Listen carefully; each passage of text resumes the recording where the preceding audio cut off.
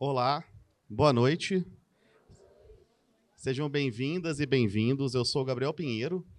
O Sempre um Papo é um projeto de incentivo ao hábito da leitura, criado há 39 anos pelo jornalista mineiro Afonso Borges. Hoje, a gente inicia uma série de encontros do Festival Sempre um Papo, que é patrocinado pela CEMIG por meio da Lei Estadual de Incentivo à Cultura de Minas Gerais e conta com o apoio do Itaú. Para quem ainda não conhece a dinâmica do Sempre um Papo, a gente começa a conversa aqui no palco e, em seguida, abrimos para perguntas. É só levantar a mão e se apresentar. Pedimos para que vocês esperem o microfone chegar até vocês para que a gente consiga captar o melhor áudio da pergunta. Desde já, eu peço autorização do uso de imagens de vocês, pois nós estamos tanto fotografando quanto filmando esse evento. Depois, a conversa vai seguir para o YouTube do Sempre um Papo, então eu convido todo mundo a seguir o nosso canal do YouTube, onde vocês vão encontrar mais de 1000 conversas com autores do Brasil e do mundo. E seguindo hoje a dinâmica, a gente terminou a conversa aqui, nós teremos as perguntas do público e sessão de autógrafos com a Aline ali no saguão aqui da Biblioteca Pública. E hoje eu tenho esse prazer enorme de receber a Aline Bey, essa escritora paulista, que está lançando o seu terceiro romance e que forma uma espécie de uma trilogia que a gente vai conversar muito aqui, que começa com O Peso do Pássaro Morto, vai até o Pequena Coreografia do Adeus e termina aqui no Uma Delicada Coleção de Ausências. Então, para mim é uma honra, porque a Aline é aquela coisa muito valiosa do escritor que você admira tanto a escrita quanto a pessoa. Então, é um prazer que eu não sei nem como dizer. E aí eu queria pedir uma salva de palmas de todo mundo para a Aline Bey.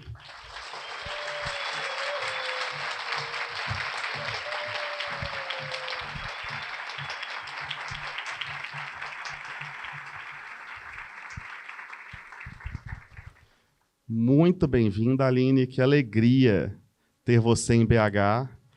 Esse teatro lotado para te ver, olha que coisa linda.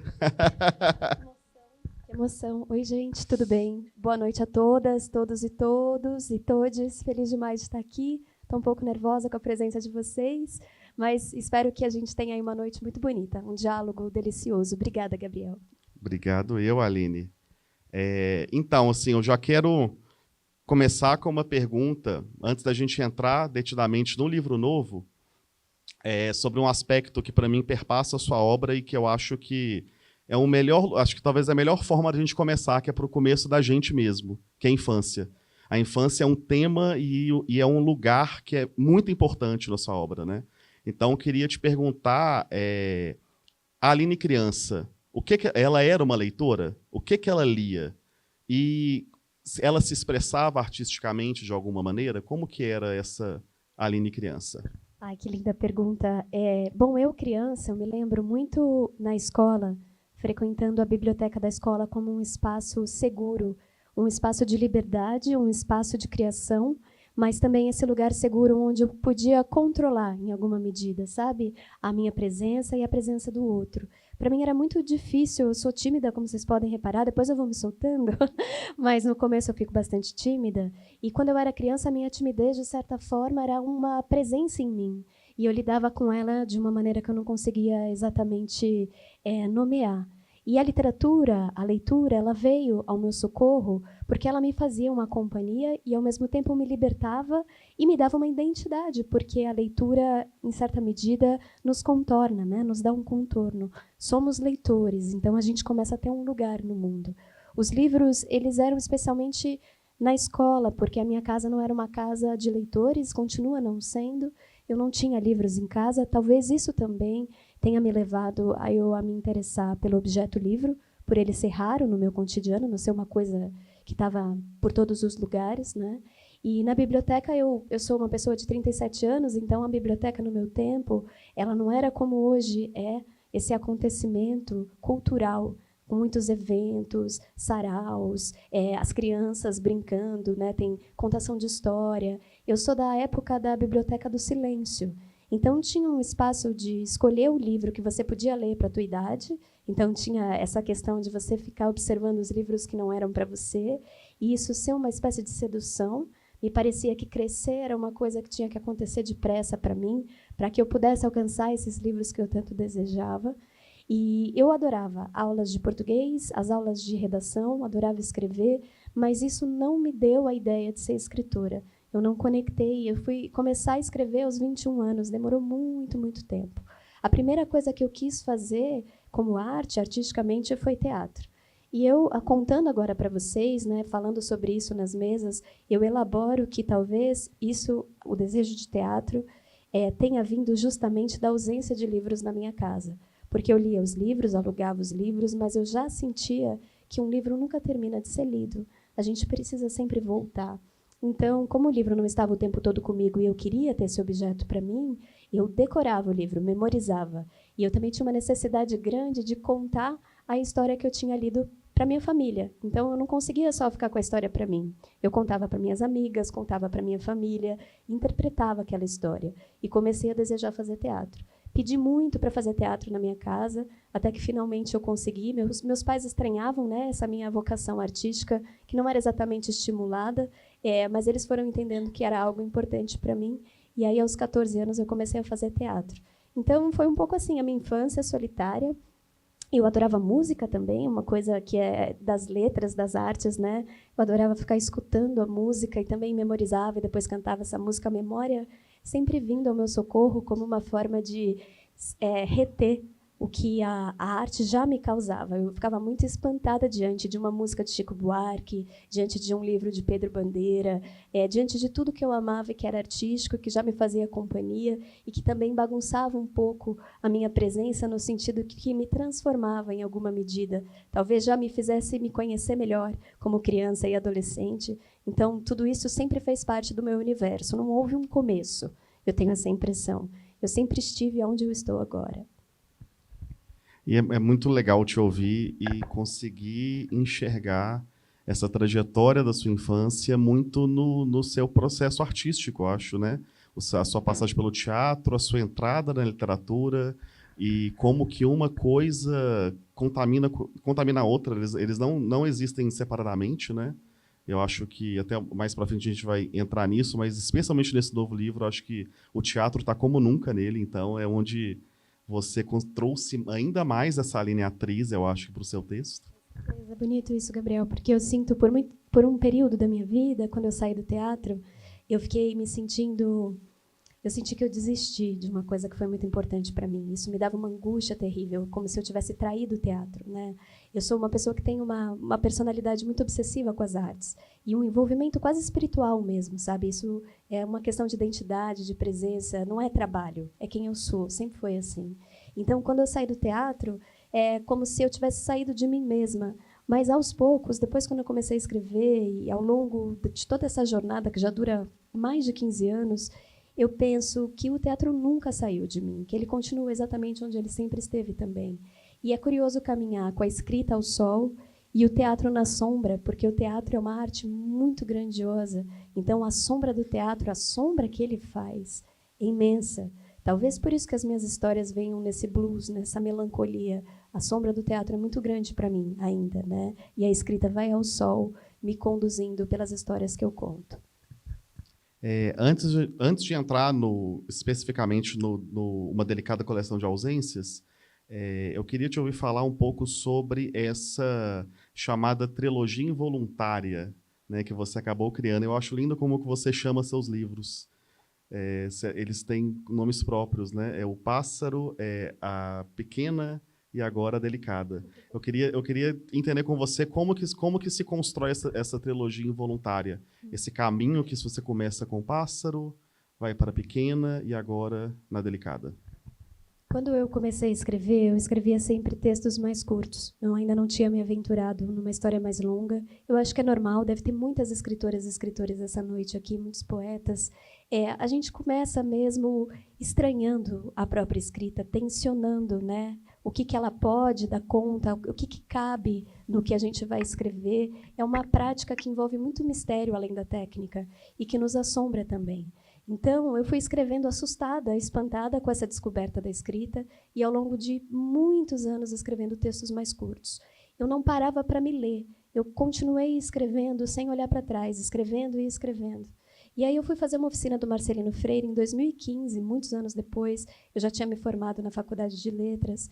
E nesse curso do Marcelino, eu descobri que estava na hora de eu publicar, porque ele me contou. E eu admiro muito o Marcelino, uma grande pessoa. Então, quando ele disse, me olhando nos olhos, eu acreditei.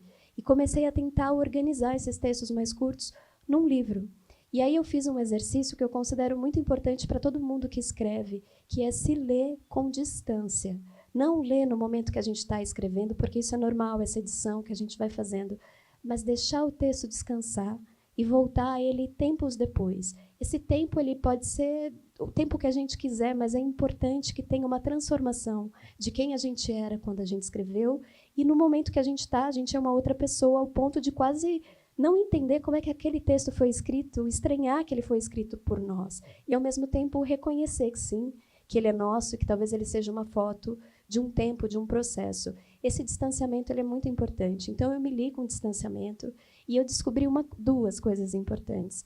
A primeira é que eu não queria estrear com um livro de textos que eu tinha escrito que eram díspares, que tinham sido escritos para a internet, que eram textos, cada um com a sua explosão, que não queriam, se acotovelavam no livro, não queria nascer como livro. Eles eram autônomos. Mas uma coisa eles me ensinaram sobre eles. Eles tinham uma atmosfera, um tema, uma espécie de obsessão que cada texto, à sua maneira, lapidava e construía. E eu encontrei uma palavra para dar conta dessas obsessões, que é a palavra perda. Eu descobri que eu estava falando sobre perder. Eu falava sobre infância, eu falava sobre canários e cachorros, eu falava sobre mulheres, sobre corpo, sobre tempo, de um determinado modo, que é uma linguagem fraturada. Quem me lê e está aqui sabe disso. É algo que lembra a poesia, mas que não é exatamente poesia, que tem uma presença forte da oralidade, do teatro, como a gente está conversando aqui, da dramaturgia, um tipo de escrita que vem da falta, que vem do trauma. Então, eu assumi tudo isso para escrever O Peso do Pássaro Morto. Ou seja, o pássaro ele já nasce de uma observação dos meus próprios textos. Ele nasce de alguma coisa que já existia na linguagem. Escrevendo Pássaro, publiquei, e aí fiquei com um incômodo muito forte do processo, foi um processo maravilhoso na oficina do Marcelino, mas esse incômodo ele vem da limitação que toda vez que a gente escolhe uma pessoa para narrar, a gente vira as costas para uma outra possibilidade que poderia também ser interessante. Então, eu estava narrando a história de uma mulher anônima, em primeira pessoa, o que é um elemento fortíssimo para a narrativa, porque, por mais que essa mulher tenha perdas e mais perdas, ela conta a própria história, e isso é uma força importante para o livro, um contraste importante para essa história de perdas. No entanto, há personagens na margem desse livro que são tão interessantes quanto ela, o Lucas, por exemplo, que é um filho que não se sente amado por essa mulher, ele não compreende o porquê, mas é uma dor que não é acolhida no livro, é apenas vislumbrada pelo que a personagem percebe do filho. É sempre essa dor dele é misturada com a subjetividade da nossa narradora. Então, isso me angustiou. Eu queria escrever uma história que pudesse também ter o ponto de vista do filho. Chegou a pequena coreografia do adeus, para dar conta disso. Júlia Terra é uma filha que está no meio de um drama familiar, uma família que está se dissolvendo, mas que, na verdade, nunca foi uma família saudável. O pai se separa da mãe, mas ele se separa da filha também. Há muita dor, muito sofrimento. E o livro tem essa perspectiva. No entanto, temos uma outra personagem interessantíssima, que é Vera. Interessantíssima, que também fica pela esquina do livro. Então, de repente, no meu terceiro livro, eu me senti mais pronta tecnicamente para cuidar de mais vozes do que uma única pessoa. Isso não é melhor ou pior. Toda a escolha que a gente faz narrativa é isso que a gente está dizendo. Ela limita um ponto de vista. Uma primeira pessoa é interessante pela intimidade que ela causa, pela voracidade da linguagem, pela presença na folha, de uma subjetividade única e duradoura e definitiva. Agora, uma terceira cria um caleidoscópio possível de verdades que também interessa abordar. E eu acho que cada livro ele não é singular no sentido de resolver as minhas obsessões, ele é um gesto em direção ao espaço. Eu sinto que eu estou escrevendo um grande livro, e cada livro é um gesto em direção, me aproximando um pouco mais do que eu realmente gostaria de falar, que ele, na verdade, envolve tudo isso e está entre tudo isso, no silêncio dos livros, nos anos em que eu não publico, entre livros. Esse é o meu grande livro, sabe? Então, eu percebi isso no processo da Delicada, que eu estava escrevendo, costurando uma história, por isso involuntária, porque eu não pensei isso desde o começo, quando eu comecei a escrever, mas eu não podia não nomear alguma coisa que eu percebia no meu processo, que é: eu sou cíclica. Tem alguma coisa que não para de voltar no meu texto e se repetir e retomar um assunto de um outro ponto, que são as minhas obsessões, os meus processos. E esse gesto que você tem no livro novo de conseguir dar conta de mais de um personagem, acho que está diretamente ligado à escolha da voz que você faz agora, né?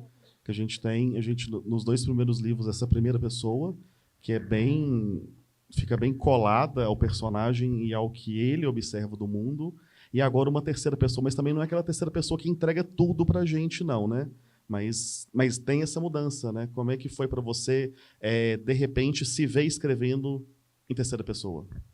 Para mim, foi natural. Não foi uma coisa que eu decidi assim. Eu queria, eu estava inquieta, como eu contei para vocês, mas quando essa história começou a nascer por escrito, ela nasceu em terceira pessoa. E eu percebi que essa era a voz ideal para contar essa história, que é uma história de tantas camadas, enfim, e importante que todos os pontos de vista tivessem o seu protagonismo. Não tem uma voz que define o que aconteceu, mas vozes com seus universos particulares, mediada por um narrador que, para mim, foi uma experiência maravilhosa, porque eu senti que era a pele mais fina que eu habitei como escritora. Eu não sou meus personagens, eu escrevo ficção, eu parto dos mesmos procedimentos que eu tive no teatro. Para mim, o personagem vem de fora, e aí de fora ele convoca meu dentro, e aí a gente se mistura em algum momento e depois se separa de novo. Mas a voz do narrador é uma grande pergunta, né? Quem é essa voz? Quem narra? Num texto onde o narrador é personagem, mesmo que ele não seja o centro, como acontece, por exemplo, no livro da Amiga Genial, da Helena Ferrante, que a gente tem uma narradora que conta a história, mas ela também narra a amiga quase com um viés de terceira pessoa. Então, é uma primeira pessoa que é uma terceira pessoa também. Agora, quando a gente tem um narrador que não é parte da história, ele é um narrador observador. No entanto, ele não adianta nada para a gente, porque parece que ele também vai descobrindo a história junto com a leitora e com o leitor. Ele é um grande cúmplice, e ele também é um narrador, ele ou ela, eu não sei, uma voz, né, que se mistura com os personagens. Ele se aproxima e se distancia. Ele faz uma movimentação que eu nunca tinha trabalhado. E o que me ajudou a compor essa voz foi o cinema, porque o cinema tem uma câmera que tem essa questão da distância e da aproximação, fora a visualidade, né? Porque esse texto, principalmente esse, ele tem uma visualidade muito grande, como se a gente assistisse o livro, né? Tem até no começo um prólogo e depois o nome aparece de novo do livro, para quem leu sabe, e algumas pessoas já me contaram que sentiram passando aquele sabe quando o nome e o título do filme vem assim, está tudo no escurinho e a gente enfrenta aquela tela com o nome do filme, assim? Era essa ideia mesmo que eu tive, como se a gente pudesse estar assistindo isso, né? Essa materialização. E foi muito, muito interessante e, ao mesmo tempo, natural. Então, eu fiquei orgulhosa de tudo que eu estudo, porque, às vezes, a gente, como artista, a gente estuda tanto, mas é tão difícil a gente perceber o quanto isso faz a gente crescer, quanto faz a nossa frase criar mais fôlego, e, de repente, a gente percebe o resultado num belo dia de uma forma quase que espontânea. Então, estudar vale a pena. Acontece, as coisas se transformam, a gente vai... É claro que a gente também perde coisas. O caminho da evolução não é nada linear, mas eu fiquei muito feliz com essa conquista da terceira pessoa, que era um desejo, e que eu pude avançar em direção a esse desejo nesse livro. E não, que bonito isso que você falou sobre, acho que o papel da escrita e sobre habitar o personagem ou o narrador, né? Você falou sobre a pele mais fina que eu já habitei. É uma imagem que realmente acho que diz muito, e a gente consegue ver na maneira com que você constrói a narração desse livro. Porque tem a questão do narrador não ter corpo. Como eu sou uma pessoa do corpo, para mim o corpo é a minha grande pesquisa. Se eu tivesse que definir meu trabalho em uma palavra, seria corpo, o meu e o corpo do trabalho e o corpo das personagens. Eu sou muito visual. E por ter vindo do teatro, eu logo fico imaginando como as minhas personagens são no espaço. Mesmo que eu não descreva exaustivamente, eu nunca usei essa técnica da descrição física. Às vezes, um detalhe ou outro sobe para a narrativa, mas não acho que a gente conhece uma personagem pelo modo como ela se delineia no espaço, mas talvez muito mais por suas ações, por seus gestos, pela sua relação com o espaço e com os outros, a gente vai descobrindo essas personagens. Às vezes é legal descobrir, no meio dessas ações, que ela está vestida de tal modo naquele dia, mas a gente sabe que, se a gente descreve alguma coisa, ela tem que ter um motivo, uma razão na narração. Nada pode estar lá só porque a gente quer que esteja, porque a gente quer mostrar para a leitora como a gente está enxergando a cena. Tudo tem que ter um motivo, né, uma relevância. Agora, o narrador, pelo menos no caso do narrador da Delicada, ele não tinha um corpo. Não é alguém que está na história, é uma voz. Uma voz é um corpo etéreo. Então, por isso que tinha alguma coisa que era uma pele dupla. Não era eu, porque eu não sou o narrador, eu estou ainda atrás do narrador, mas é muito próximo. Se eu bobeasse, eu caía dentro do livro. Tinha essa impressão, sabe? Tinha que tomar um super cuidado. E, aos poucos, durante a prática da escrita, eu aprendi a me distanciar um pouco. Então, são muitas camadas, né? Os personagens, o narrador, você, o leitor, envolvendo, engolindo tudo isso e criando sentido. É maravilhoso. E no Delicada, essas 3 gerações, na verdade são 4, mas uma ausente, o que é muito curioso a maneira com que você constrói, né? Porque a gente tem uma neta, a gente tem uma avó e a gente tem uma bisavó. A figura da mãe, né, que falta ali, essa mãe. Mas, na verdade, tudo é intercambiável, né? Porque uma filha é mãe e é avó também, né? Então, assim, nenhuma delas cumpre apenas um papel. Então, como é que, de onde vem esse interesse em não só falar de um conjunto de mulheres, mas uma relação entre gerações, né? Essas gerações que convivem e que trazem o peso da sua época, do seu próprio passado para esse presente que elas têm que viver juntas. Assim, falando dessa questão da ausência de uma das protagonistas, que é uma grande presença no texto, eu sou uma leitora de Beckett, apesar das nossas obras serem muito distintas, e eu adoro, inclusive, ler autores e autoras que fazem um trabalho muito diferente do meu. Eu aprendo muito, muito mesmo. E o Beckett tem um trabalho muito singular. Quem fez teatro passou por ele, inevitavelmente, leu as peças, montou uma cena ou outra, tentou compreender o que ele faz, que é muito sofisticado. Já vi muitas montagens de Beckett, e, claro, a peça clássica dele, Esperando Godot, é uma das minhas obsessões. Eu sempre fiquei muito intrigada por essa ausência ou essa espera que molda a presença de 2 personagens. E essa porque me parece que tudo que não está ganha uma importância, ganha um contorno que, se a pessoa ou a coisa se presentificasse, ela perderia, talvez na semana seguinte, toda essa importância que ela tinha antes de estar, de fato, presentificada. O valor que ela ganha é imenso, quase como algo celestial. Então, quando a Glória surgiu com esse nome, Glória não foi uma coisa que eu fiquei maturando, foi uma coisa que veio como um raio para mim. Não só o nome dela, mas o nome das 4, Filipa, Margarida, Glória e Laura, nessa ordem, nessa cadeia geracional. Eu pensei, se a Glória não está, é óbvio que alguma coisa muito errada está acontecendo, porque com esse nome ela já é uma metáfora por si mesma, a sua ausência. Mas tem muito de Esperando Godot, que tem várias inspirações e pessoas que pensam quem é Godot, né? E fica tentando encontrar um registro possível para esse Godot. Então, é interessante como abre para várias interpretações e sentidos, e como essa ausência se dilata e cria uma presença, às vezes, mais robusta do que quem está. Quem está, está. E pronto, logo se torna qualquer coisa passível de esquecimento. Quem não está se torna algo raro, importante, né? E que funciona como molda, né, as presenças que estão. Então, isso foi uma máquina importante do livro, a ausência. O que acontece também, eu preciso contar um pouquinho do processo para vocês, é que foi o seguinte: a Delicada, ela surgiu para mim na escrita da pequena coreografia do Adeus, quando a Júlia está pensando na avó. Ela tem, quem leu A Pequena sabe, ela tem essa relação difícil com a mãe, e a mãe dela, Vera, também tinha uma relação difícil com a própria mãe, e por isso a Júlia teve um pouco contato com a avó. E ela fica imaginando, porque a Júlia ela é uma grande busca por uma figura materna na vida dela, né? Ela busca isso na pedagoga, na professora de balé, mais à frente na viúva argentina, e ela fica imaginando, fantasiando que talvez se a avó estivesse mais próxima dela, ela teria tido uma relação boa. E ela tem um pensamento que diz assim: é uma pena que a maioria das nossas avós vão embora antes de virarmos pessoas que sabem aproveitar uma conversa. Quando ela teve esse pensamento, eu senti que um portal se abriu para o meu próximo livro e que eu queria contar uma história desse descompasso de uma neta e uma avó.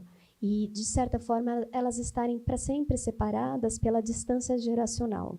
E uma angústia que isso gera. Eu sabia também que essa avó ia criar essa menina, e a história começou a funcionar em mim, mas o que eu fiz foi pausar esse desejo, porque eu não sou uma autora que escreve vários livros ao mesmo tempo, eu nunca consegui fazer isso. Então eu guardei esse portal, tentei deixar ele vivo, e quando eu terminei a pequena, em 2021, entreguei, publiquei, e aí, em agosto, mais ou menos nesse período do ano que a gente está lá em 2021, eu comecei a pesquisa da Delicada. E não era uma pista falsa, né? Aí, o que eu comecei a fazer? Porque eu tive um processo muito interessante dentro da oficina do Marcelino, que foi um processo coletivo de escrita. Então, eu escrevi O Pássaro em Roda. Eu ia escrevendo o livro, de manhã, à noite, eu lia os capítulos para as pessoas da oficina. Isso me estimulou muito, porque, sendo a atriz que sempre fui, eu adoro ler meus textos. E eu gostava muito das pessoas ali, na expectativa do que viria, isso me estimulava. E foi muito legal o processo. A pequena já foi um processo extremamente solitário e que me angustiou muito, um processo super difícil. Então, eu queria, na Delicada, ter um processo mais parecido com o processo que eu tive com o Pássaro. E aí eu me inscrevi numa pós em escritas performáticas na PUC-Rio. Foi uma pós maravilhosa. Inclusive, semana passada eu estava no Rio para falar com a minha professora numa Expo Livro que eles fizeram lá, foi muito legal. E dentro dessa pós, a gente tinha oficinas literárias todo semestre. No primeiríssimo semestre, a nossa professora Adriana Maciel, ela pediu que a gente escrevesse um texto num presente contínuo. Era uma restrição. Eu não sei se vocês já ouviram falar de um grupo que chama Oulipo, que é um grupo francês, que existe até hoje, mas a primeira geração deles tinha autores como Ítalo Calvino, Jorge Perec, eles eram escritores e matemáticos e colocavam restrições para escrever. Então, diziam, por exemplo, que escrever um texto inteiro sem verbo, ou ia escrever um texto inteiro sem vírgula, ou sem a vogal E, esse tipo de coisa. E isso, para a escrita, é muito estimulante. E a nossa professora usava essas restrições para a gente escrever. Então, a restrição é presente contínuo. Eu, que sempre escrevi no passado, que é o tempo mais recorrente da prosa, que é um tempo mais elástico, de repente eu percebi no presente contínuo uma possibilidade outra de escrita. E aí 4 personagens saltaram. No meu primeiro texto, que é A Semente da Delicada, que é o continho que eu escrevi nesse dia. A Adri deu a proposição, deu 1 hora para a gente escrever. Em 1 hora, 4 personagens se levantaram. Filipa, Margarida, Glória e Laura. E foi muito interessante escrever no presente contínuo, que é o tempo do livro até hoje. Então, tem um prólogo, né, que a gente tem uma espécie de passado, e depois esse longo presente, que a gente vai passando por essa rotina. E a rotina, quando a gente escreve no presente, há uma opacidade muito interessante, porque o tempo da elaboração é justamente quando a gente inventa o que nos aconteceu, relembra o que aconteceu, começa a dar significado para o que aconteceu, ou até é visitado pelo que aconteceu em lampejos, né, lembranças, e aí a gente vai perceber como aquilo impactou a nossa vida. Agora, o tempo presente não é esse tempo da elaboração, é o tempo da ação. E esse tempo foi muito interessante para construir esse tipo de história que é contada na Delicada. Então, foi dessa forma que a questão geracional, que essas mulheres se apresentaram em suas ausências, presenças e trocas de papel, como você leu também, né, Gabriel? Elas estão o tempo todo sendo filha, mãe umas das outras, numa disfuncional sempre as minhas famílias, mas, em todo caso, nesse livro, há uma relação entre a avó e a neta que é de muito afeto. É diferente das outras maternidades que habitaram os meus livros, que são maternidades mais ambíguas. Não que esse livro não tenha o seu peso, no sentido de que a Margarida também sente muita culpa, tem dificuldades, enfim, olha para a humanidade, né, de cuidar de uma criança, mas elas têm uma troca muito bonita uma com a outra, e isso também foi uma questão que eu adorei trabalhar nesse livro. E eu acho que, especialmente pela forma com que você constrói essas personagens no núcleo familiar, o seu livro, elas estão frequentemente na companhia uma das outras, especialmente neta e avó. Só que, mesmo estando aquela casa povoada de personagens, é uma profunda solidão, em boa parte do tempo, né? A presença não significa uma ausência de solidão, né? A presença, você estar entre pessoas, não quer dizer que você não se sinta, não esteja, muitas vezes, completamente solitário, né? Isso que a gente vê no livro também. De fato, tem uma solidão que já está estabelecida entre avó e neta. Eu acho que talvez tenha a ver com essas gerações, uma numa ponta da vida e a outra na outra. Tem uma angústia da Margarida. A Laura até fala, é uma pena que os relógios da minha casa parecem ter corrido mais depressa, né? A minha avó é a minha mãe, mas ela é a mais velha que todas as mães das amigas dela. Então, tem um descompasso. A Laura não tem um exemplo de uma mulher mais jovem em casa que ela podia se espelhar, né? A mulher que ela tem, que ela admira, é a avó. Então, eu acho que é uma solidão nesse sentido, dessa ausência da mãe, dos silêncios e segredos, porque toda vez que a menina pede para a avó contar uma história da mãe, a gente tem sempre a mesma história, que é uma história um tanto quase idílica, né? Parece um conto de fadas, não parece uma história de verdade, não parece alguma coisa que a gente pode segurar. E a Laura, ela tinha uma única coisa que ela podia segurar da mãe, que era uma foto. Mas a raiva era tão grande por esse não estar e por ela estar sozinha nessa ausência de mãe, porque ela até elabora com a amiga, né? A amiga dela, Lívia, que é uma menina que diz a verdade assim, em ímpetos bastante luminosos, né? Então ela diz, o pai é mais comum de não ter, e às vezes é tão ruim de ter que às vezes, quando não tem, é até melhor, mas mãe parece que todo mundo tem, né? E o fato dela não ter mãe coloca ela um pouco separada de tudo o que existe, que ela conhece. Então, essa solidão é uma angústia. Margarida também não tem respostas. Então, acho que isso coloca as duas, apesar de quererem muito estar próximas, é como se elas fossem se distanciando. Agora, quando a Filipa chega, eu acho que essa solidão se dilata, porque é uma presença bastante particular na casa, que Laura observa e gostaria de reter, né, em alguma medida, compreender, elaborar, mas Filipa é muito calada, ela tem a impressão que não gosta da bisneta, não gosta do modo como ela existe, foi concebida, é uma mulher extremamente religiosa, tem muitos preconceitos, no entanto, ela vai se apaixonando lentamente pela menina, que é uma ternura, e elas vão criando uma relação subterrânea que talvez vá aplacando um pouco essa solidão, né? Ao fim do livro, a gente tem uma união muito bonita que foi sendo construída em silêncio, por baixo da história.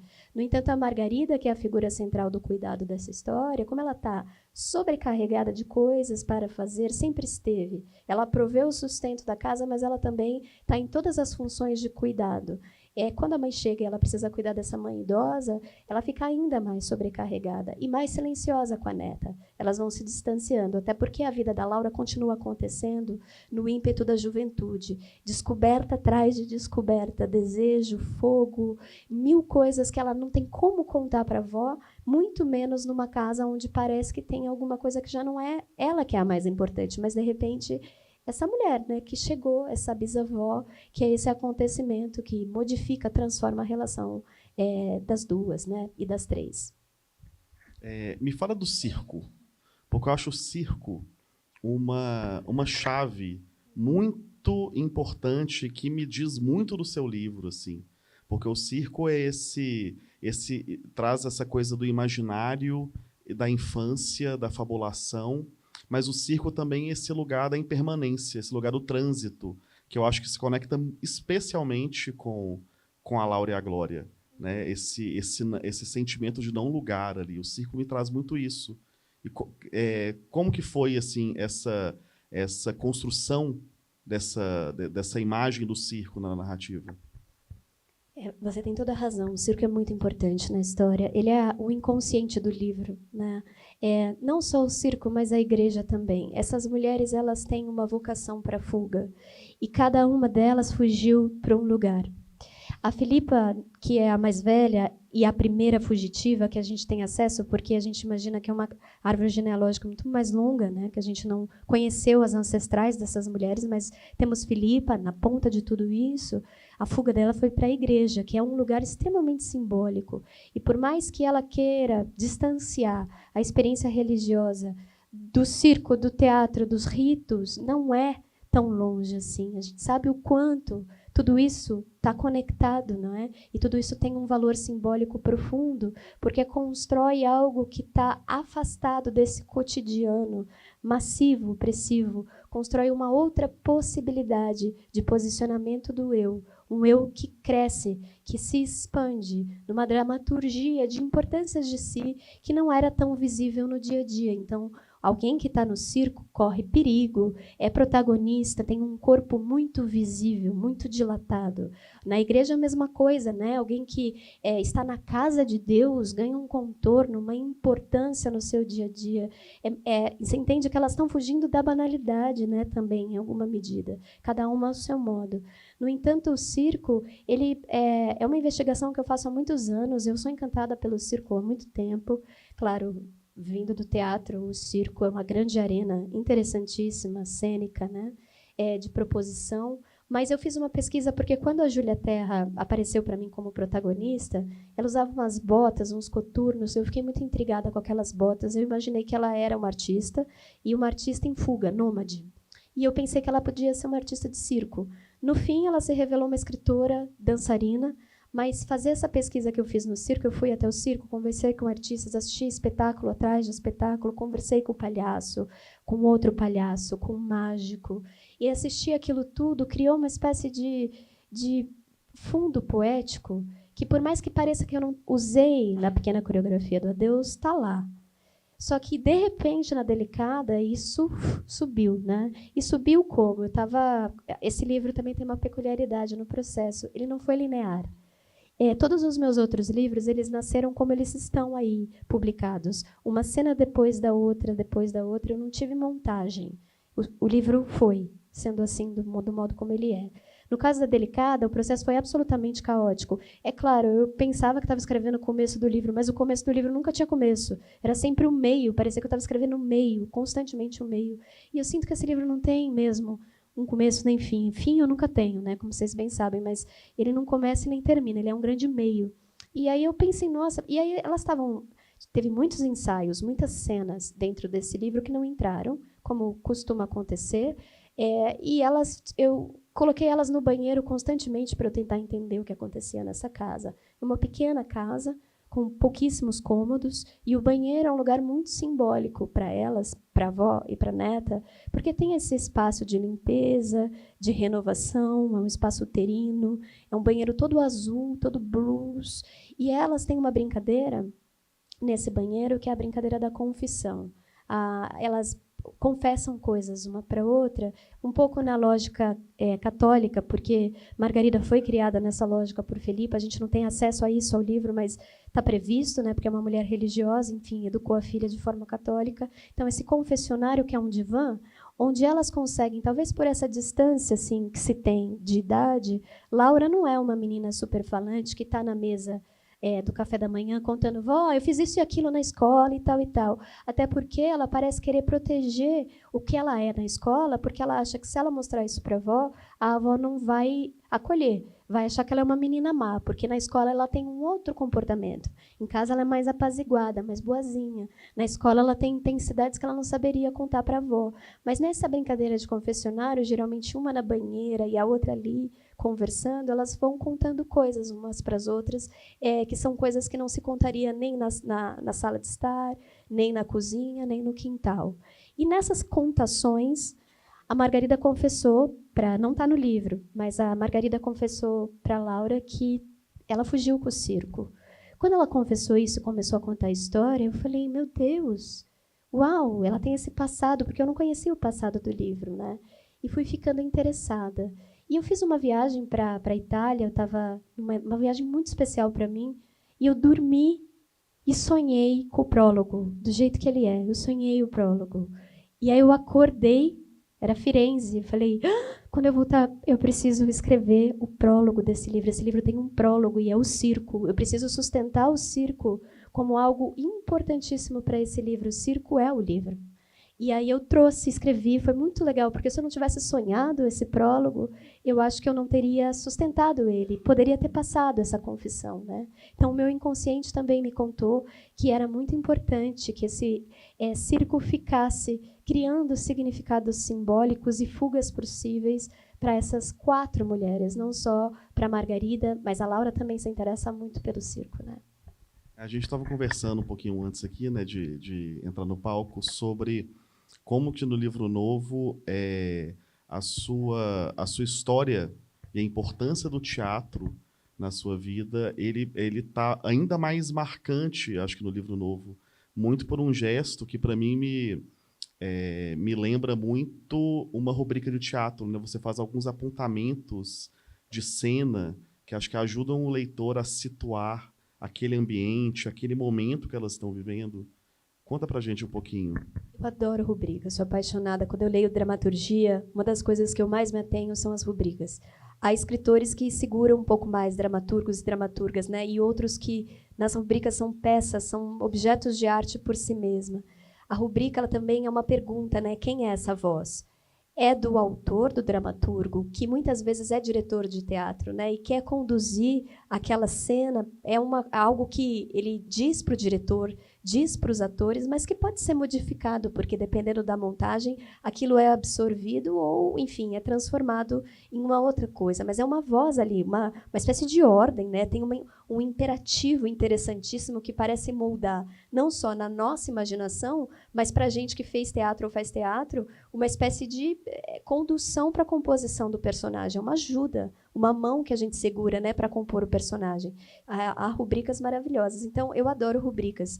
Na Pequena já tem algumas. Eu já comecei a colocar.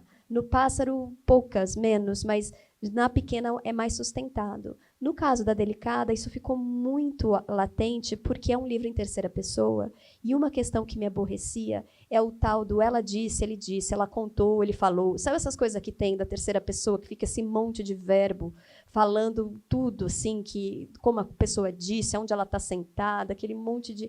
Pesa o texto. E o meu texto ele precisa de corte, ele precisa de velocidade, ele é um texto de água, ritmo. Então, eu pensei, como é que eu trago velocidade para isso e não abandono a minha leitora também, a minha leitora na imaginação, assim, de onde eles estão, o que está acontecendo, mas, ao mesmo tempo, constrói um tipo de posicionamento corporal ali que vai também fazer uma pergunta. Eu estou vendo isso onde? Isso é vida ou é teatro? Porque, quando você implica uma rubrica, já não é uma narrativa comum, né? O leitor, a leitora já vai se perguntar, isso está se passando num teatro? Né? E isso me interessa, essa pergunta, sabe? Que fica ali sobrevoando. Então, foi um recurso que eu usei para trazer leveza, agilidade, para convocar a minha nostalgia da cena, para brincar com isso que eu tanto amo quando leio dramaturgia, e também para que as leitoras e leitores pudessem sustentar essa outra camada, né, do que esse texto é, aonde ele está acontecendo. Bom, eu ainda poderia ficar conversando com você aqui mais 1 hora tranquilamente. Mas chegou aquele momento, eu queria perguntar se alguém gostaria de fazer uma pergunta, por favor, levante a mão. Temos uma ali no fundo. Boa noite, Aline. É Gabriel, né? Boa noite, Gabriel. É um prazer, uma alegria te ouvir, Aline. Assim, eu te acompanho desde o seu primeiro livro e é uma alegria estar aqui hoje te ouvindo. E eu não queria fazer uma pergunta sobre especificamente esse livro. Eu queria te perguntar, a Tarsila, sua amiga Tarsila, está levando Pequena para o palco. Eu queria saber, porque os seus livros, como você disse aí, a gente lê e a gente consegue visualizar, tanto para o palco quanto para o cinema. Então, eu queria saber como que é para você ter um texto como Pequena chegando aos palcos, e chegando aos palcos através de uma amiga sua, que é a Tarsila, que eu acompanho o trabalho dela também. Obrigado. Obrigada, querido. Obrigada pelo carinho, obrigada por me acompanhar, obrigada por estar aqui. De fato, a Tarsila Tanhão é uma grande atriz. Essa notícia é muito bonita, né, gente? A pequena está sendo adaptada para o teatro por ela. Ela atua, dirige, adapta o texto. É uma atriz assim maravilhosa, minha amiga. E aconteceu o mesmo com o Pássaro. Não sei se você acompanhou. Ele também foi adaptado para o teatro por uma amiga minha. Como eu venho do teatro, tenho contato com atrizes, tenho amiga atrizes, então isso já facilita, abre um caminho, né, em alguma medida. A Helena estudou comigo no Célia Helena, que foi o teatro onde a escola, né, onde eu me formei. A Tarsila, ela tinha um grupo de teatro que eram pessoas que estavam comigo, a gente se conhecia um pouco ali, paralelamente, mas a gente ficou amiga depois, com a literatura, quando eu participei, porque ela tem um canal muito legal no YouTube, né, que chama Vratatá, ela está no Instagram como Vratatá, acompanha o trabalho dela, e ela faz resenha de livros, entrevistas com escritoras, ela tem um trabalho muito bonito, além de atuar. Então, quando ela leu a Pequena Coreografia do Adeus, e ela lê rápido, porque ela é parceira da companhia, então eles mandam um livro para ela na primeiríssima semana. Ela leu logo. A Helena, não, no Pássaro, ela demorou talvez uns 2 ou 3 anos para ler, e aí, quando ela leu, ela me contou que queria adaptar. Agora, a Tarsila, ela leu e já me escreveu que ela queria montar. Diz ela me disse isso algumas vezes, que o que fez ela querer levantar esse texto no teatro é o fato da Júlia se descobrir artista. Essa descoberta emociona muito ela e fez ela desejar montar esse espetáculo. Eu estou super ansiosa para ver. Talvez em 2023, acho que foi 2023, a gente fez um pequeno ensaio aberto lá em São Paulo, num teatro que chama Pequeno Ato, que é uma graça nessas coincidências, do Pedro Granato. Ele ofereceu ali o espaço para a gente e ela mostrou em que parte do processo ela estava. A pequena estava fazendo ali um aniversário de 100 mil exemplares vendidos e a gente quis fazer uma homenagem, uma coisa bonita, e ela fez algumas cenas para a gente e depois a gente bateu um papo. Foi muito especial, mas foi só o que eu vi. Eu não vi mais nada. Eu vejo o que você vê também, ela postando aqueles ensaios magníficos que dá vontade de estar lá, né? O companheiro dela é cenógrafo, eu sei que ele está também fazendo esse trabalho com ela, e eu estou muito ansiosa pela estreia. Pelo que eu entendi também, é híbrido, ela vai trazer audiovisual junto, porque é uma pesquisa que ela tem, ela faz cinema também, e isso conversa já com a adaptação do Pássaro. Não sei se alguém aqui assistiu, porque teve na Flip, teve em alguns eventos. Você assistiu? Ai, que massa, adorei. Bonito, né, o trabalho dela. E já tem essa coisa da visualidade, assim, como ela estreou na pandemia, ela filmou uma parte da peça. Então, ela usa, até hoje, tem uma parte que é atuada e outra parte que é filmada, e essa sobreposição dialoga, criando camadas. É muito interessante. E eu tenho a impressão que a pequena ela vai por esse caminho também. Vamos acompanhar, né? Estou bem ansiosa. Obrigada pela pergunta. Oi, Aline Bey. Boa noite a todos. Eu sou uma leitora muito apaixonada pelos seus livros, li todos. Gosto de me presentear no dia do meu aniversário com o seu livro. Então, eu ganhei de mim mesmo o Pássaro, né, em 2021. O melhor presente que a gente pode dar para a gente mesmo. Eu nem espero aniversário para me dar de presente. Eu me presenteio constantemente também. Eu me mesmo presenteio. Então, eu me dei o Pássaro em 2018, depois a Pequena em 2021, foi em junho de 2021, e agora eu ganhei, né, a Delicada. E um dos livros assim, que mais me emocionou, que marcou muito você como escritora, como poeta, para mim, foi o Peso, né, do Pássaro. E no livro, eu acho bem interessante que ele fala da Júlia, né? Não, essa é a Pequena, né? A Pequena da Júlia, o Pássaro, a nossa protagonista não tem nome. Não, então... É a Pequena. É a Pequena. Eu também confundo todos, é assim mesmo. Que nem mãe, eu chamo um do nome do outro, é assim mesmo. A Pequena. Então, ela, no livro, ela é muito, muito hoje, né? Que temos relacionamentos superficiais, né? Não é aquela entrega. E eu acho que, né, no livro a Júlia ela não acredita no amor. É verdade? Ela não acredita no amor? Eu acho assim, ela tem um diário, né? E É. isso é muito importante na elaboração da subjetividade dela, porque como ela vem dessa família onde ela não pode ser, por exemplo, uma adolescente que bate porta, que grita com a mãe, que tem os seus momentos de erupção, porque isso não cabe. A mãe não dá espaço para nenhuma expressividade, a não ser um apaziguamento, obedecer, disciplina, porque se ela se exceder, ela apanha, né? E tem essa ambiguidade do livro, porque também quando a Júlia não apanha, ela não se sente vista pela mãe, ela sente uma espécie de desejo de aproximação. É muito difícil isso que ela sente, ela tem muita coisa para elaborar. Ela descobre o diário como uma possibilidade de gritar pela linguagem. Então, ela diz coisas ali que não são definitivas no sentido de serem duráveis para toda a vida dela. Ela diz ali que não acredita no amor, porque ela está numa família, naquele momento, onde um pai e uma mãe parecem só olhar para si mesmos e nunca para ela é completamente invisibilizada. Então, por ela não sentir amor das pessoas que geraram a vida dela, como que ela vai acreditar no amor? No entanto, o livro inteiro ela prova o contrário, no sentido de que ela tem uma ternura crônica, né? Que mesmo ela não tendo sido amada da maneira como ela gostaria pelos pais, ela consegue amar. E ela é uma menina que, ainda que tenha reproduzido também um pouco da violência que ela absorveu da mãe, especialmente, mas do pai também, ela consegue, a partir da dança e da escrita, começar a encontrar em si mesma a casa que ela tanto procura fora, né? Então, eu acho que não é que ela não acredita no amor para sempre, mas naquele momento da vida dela, essa frase é uma verdade. Assim, eu acho que as verdades não precisam durar eternamente, elas podem ser a verdade do momento, né? A verdade daquele minuto. Então, e o diário ainda sendo um registro de expressão onde essas intensidades, essas paixões, elas são muito acolhidas. É no diário que a gente eu odeio todo mundo, né? E não é que você odeia todo mundo, você só está tentando compreender uma emoção muito complexa e tortamente, né? Tensionando coisas, errando palavras, mas a emoção é verdadeira, assim. Eu gostaria até de citar uma.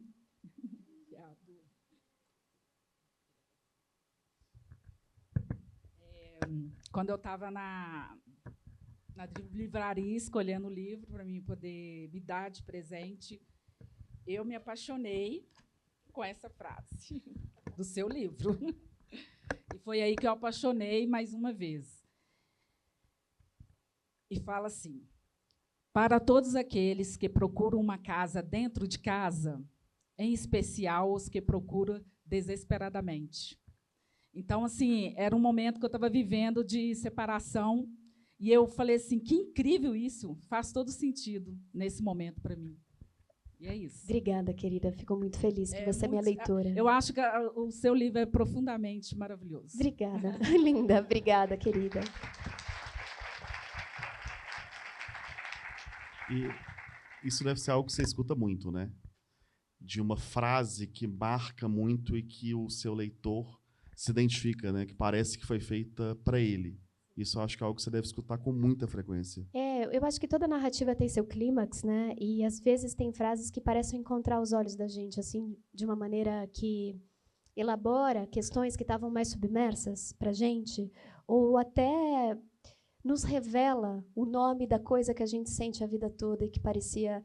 Por exemplo, quando eu leio Clarice, eu sinto isso constantemente, que ela está dando linguagem para emoções, experiências que eu não consegui elaborar plenamente, mas que ela, trazendo esse corpo da linguagem, a partir de então, eu vou conseguir me agarrar a algo e fazer o meu trabalho, né? Porque ela fez o dela. Então, sim, tem essas questões das frases, mas, como escritora, também eu me preocupo muito com a estrutura. Às vezes, a gente, inclusive, precisa cortar frases belíssimas, bonitas mesmo, que precisam morrer para que o texto... Isso é uma dor. A gente, o que pode fazer para quem escreve aí, tem que cortar... O Faulkner falava isso, né? Ele dizia, kill your darlings.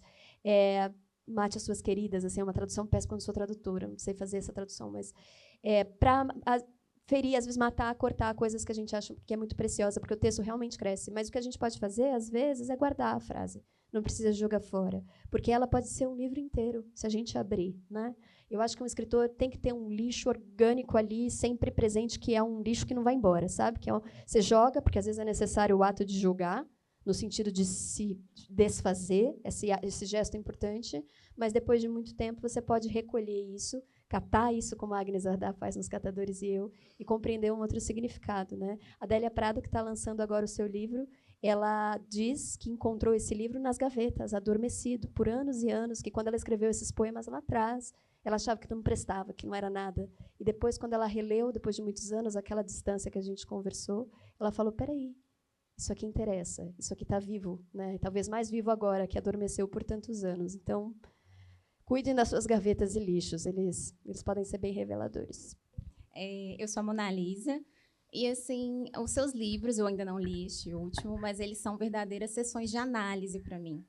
E da história da Júlia, acabei formulando uma frase que, para mim, me veio assim muito nitidamente, que para a gente se fazer parir, de repente, a gente precisa matar os nossos pais, ou a nossa história familiar. Simbolicamente, acredito. E acho. Melhor que seja, né? Eu queria saber, tudo certo. eu queria saber se você concorda com essa frase. E eu queria, de repente, uma palavra, um conselho para Júlias por aí que se veem, de repente, nesse momento, querendo botar algo para o mundo, de repente, a própria escrita, mas ainda é muito perpassada pelo famoso fenômeno da impostura. Obrigada. De fato, eu acho que o livro todo ele se apoia, a gente pode dizer que ele se apoia nesse pensamento psicanalítico que você trouxe, né? Que também acho que vale para essa mesma perspectiva de nós artistas, de também a gente tem que matar nossos mestres simbolicamente, matar nossos professores, porque senão a gente nunca sai em direção a quem a gente é. E o processo, tanto na escrita quanto na nossa vida, ele não é tão separado assim. E a gente tem que ter a coragem do começo, que eu acho que isso falta demais, porque a gente, aí falando assim basicamente da escrita, somos leitoras antes de ser escritora. Esse é o caminho mais claro, né? Claro que pode ter algumas pessoas que escrevem sem ler, mas é muito raro. Normalmente a gente tem um repertório de leitura longo, e em algum momento a gente começa a assumir que a escrita é algo que a gente também quer para nós.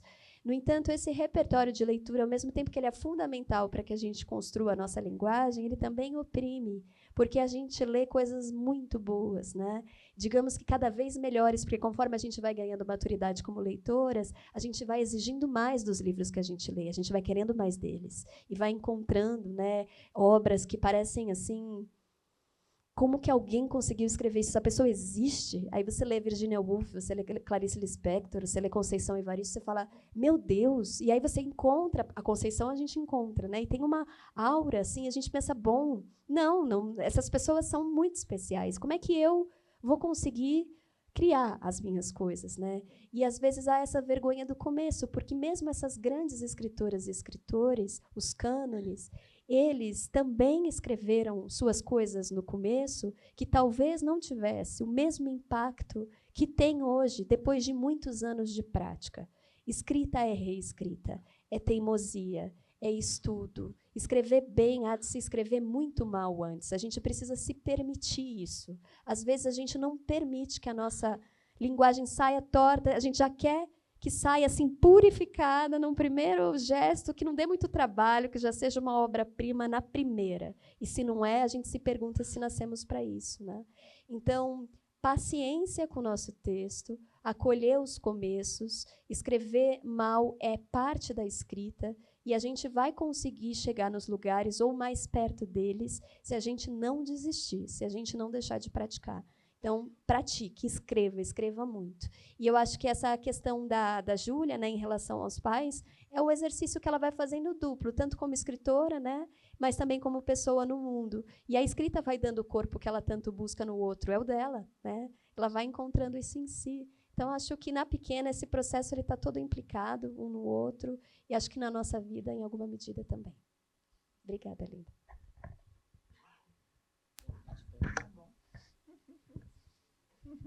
Boa noite, Aline. Eu li recentemente, né, A Delicada Coleção de Ausências. Inclusive, fico muito feliz de ouvir de você que foi um livro que você demorou para escrever, que você montou, porque eu me impeli a demorar a ler esse livro. Porque os outros, né, 2 livros eu tinha lido de uma vez e tinha perpassado por mim, mas esse eu quis ter um tempo. Mas a minha pergunta, eu queria perguntar quais foram os livros, né, de literatura que te acompanharam nesse processo de escrita desse novo livro. Muito obrigada. Ótimo, obrigada. Obrigada pela leitura demorada. É tão bonito isso, né? Close reading, tem um termo que se fala para a gente que escreve, é muito importante a gente ler devagar. Às vezes a gente acha que a leitura ela precisa ser horizontal, no sentido da gente dar conta de todos os clássicos, todos os livros incríveis que saíram esse ano. E é muita coisa para a gente fazer, né? Além de viver e escrever também as nossas próprias coisas. Então, mais do que o acúmulo, é afundar, né? Ler devagar, ler e reler o trabalho. Isso é um gesto artístico de muito respeito a si mesmo e à obra. Então, te agradeço. É engraçado, a Delicada, ela teve uma referência cinematográfica boa. Claro, eu li muita coisa no meio dela, que eu vou te contar, mas o cinema foi muito importante para eu entender o tom do livro, que tem a ver com o narrador que a gente estava conversando lá atrás, né?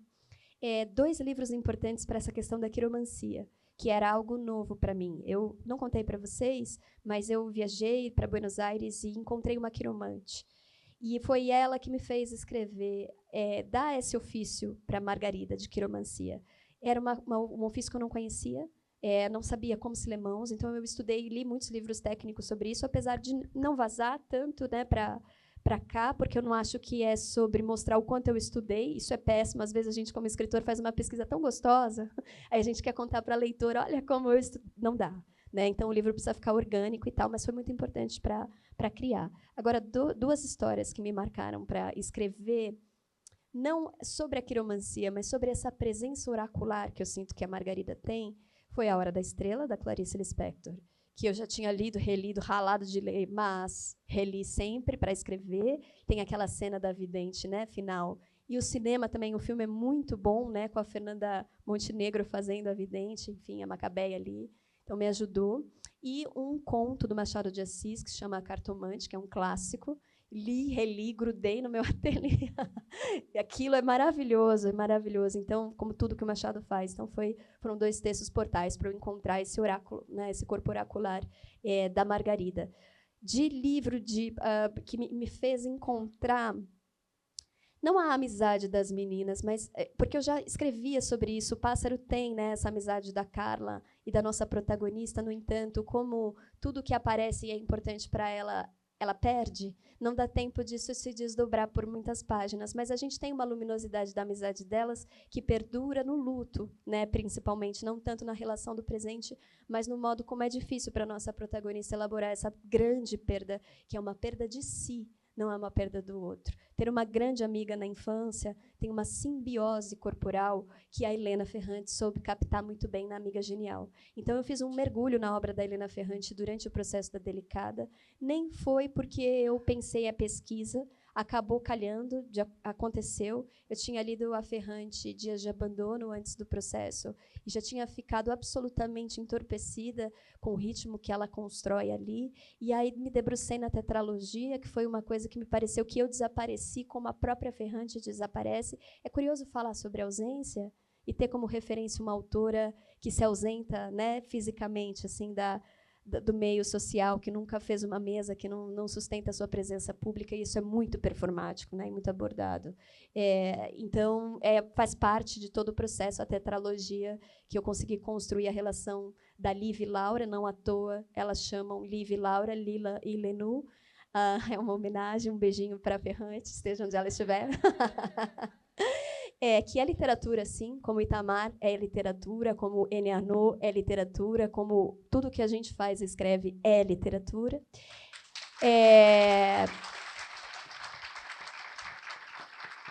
Mas foi um livro que me ajudou a construir esse trabalho. E aí, cinematograficamente, foi a Agnes Varda, que é uma das minhas cineastas favoritas.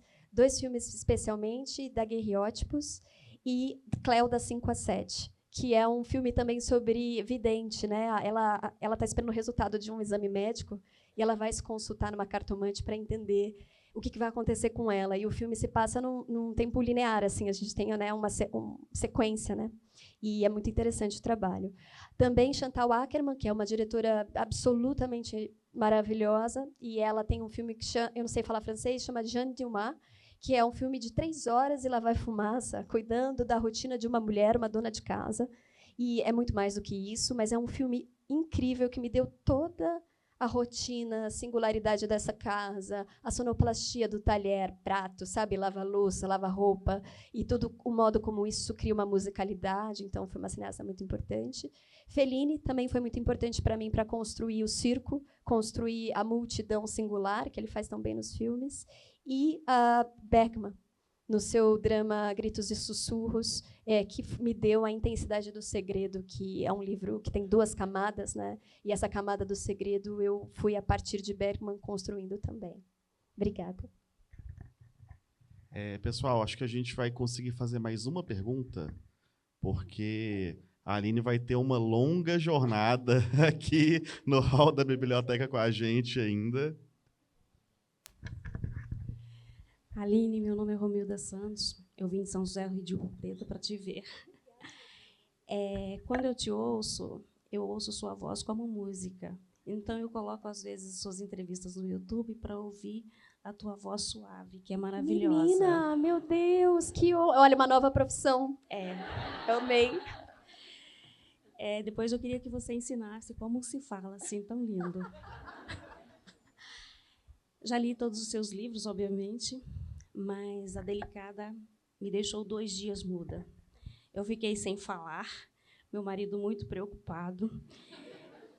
Eu não dormia, eu acordava à noite, eu tinha que levantar, ir à cozinha tomar água, porque aquilo ficou reverberando. Eu escrevi, eu falei, eu gravei áudios para você, você me respondeu, muito obrigada, você é maravilhosa. Depois eu pensava, como é que uma pessoa, uma escritora, consegue fazer isso? Se ela consegue fazer isso, é porque ela é maravilhosa. É só isso.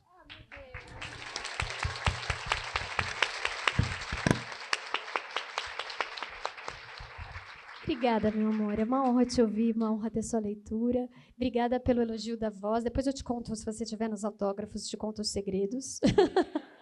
Mas o teatro é um deles, com certeza. E que bom poder te ver, te abraçar. Obrigada por estar aqui. Não só complementando essa questão da voz, é muito... Para quem ainda não ouviu um livro da Aline narrado por ela mesma, é muito bonito. Assim. É verdade, gente. Você sabe disso, Diva? Olha aí, você vai dormir nos 3, vai relaxar. Não se envolver muito com a história que você já conhece, só fica ouvindo a voz. Eu gravei os 3 para quem gosta de audiolivro e eu adorei gravar, porque, enfim, minha atriz, né? Uau, ela quer todo dia estar lá no estúdio. Eu gravei Delicada, Pássaro e Pequena. Tá no Audible, né? Audible, sei lá como fala isso aí. Bom, pessoal, antes de tudo, eu quero agradecer muito a você, Aline. Muito obrigado por essa noite, por essa conversa tão generosa. Eu que agradeço. Dá para ver no olhinho de todo mundo que tá olhando fixamente para você. Esse encantamento. Para nós, amor. Uma salva de palmas para o Gabriel, que arrasou na mediação. Obrigada, amor. Foi lindo. Obrigada. Muito obrigado, minha querida. E eu queria agradecer muito ao Hermes, que está fazendo esse trabalho lindo para a gente aqui hoje. E agradecer a todos vocês, muito obrigado pela presença. Não tem nada mais gratificante do que ver um teatro lotado para conversar sobre literatura. É muito emocionante. E sobre literatura brasileira e sobre uma literatura que existe, igual você acabou de falar. É literatura, a gente está falando de literatura. Isso não tem preço. E eu queria convidar todo mundo para acompanhar nossa programação no sempreumpapo.com.br. Nosso perfil no Instagram, @sempreumpapo, e para ficar de olho na programação do Festival Sempre um Papo, que continua nesse mês. O nosso próximo encontro é no dia 10 de setembro com o Jefferson Tenório, que vai lançar aqui em BH o De Onde Eles Vêm, que é um romance super importante para o nosso tempo, onde ele olha para as primeiras turmas que entraram com cotas raciais à universidade pública. Então, é uma conversa que vai ser super potente, super incrível também. Então, estão todos convidados. E agora a gente segue para a noite de autógrafos com a Aline, que vai ser, acho que, mais um momento muito emocionante para quem está aqui de partilha, porque a Aline ela trata todo mundo com muito carinho. É muito bonito ver. Obrigada, gente. Até já. Nos vemos aqui no autógrafo. Obrigada pela presença de todos.